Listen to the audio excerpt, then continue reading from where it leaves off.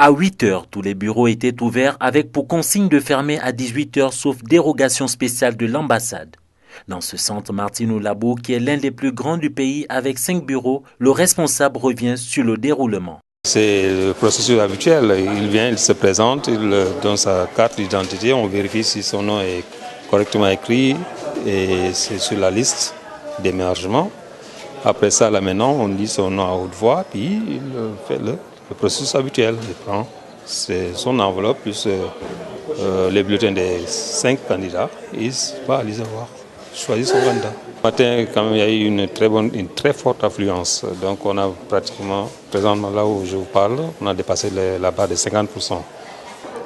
À travers les 40 bureaux de vote éparpillés sur l'ensemble du territoire gabonais, 17 150 électeurs sénégalais sont invités aux urnes ce 24 février pour choisir qui de Macky Sall, Idrissa Seck, Ousmane Sonko, Madi Kenyan ou Issa Sall dirigera le pays les 5 prochaines années.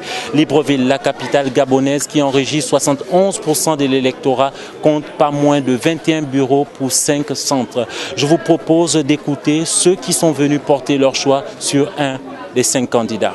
Ça s'est bien déroulé, j'ai voté sans problème.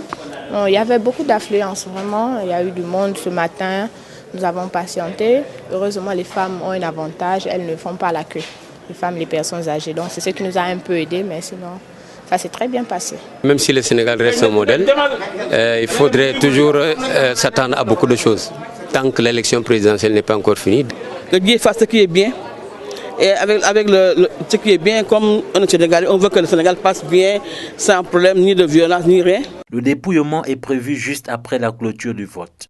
S'il n'y a pas eu de prolongation de vote, on passe au dépouillement, à la rédaction du procès-verbal et à la proclamation des résultats. Et copie de chaque procès-verbal doit être remis aux ayants droit, notamment les représentants des partis politiques qui ont siégé dans le bureau durant toute la journée. En principe, avant 0 heure, je devrais pouvoir donner les résultats du Gabon.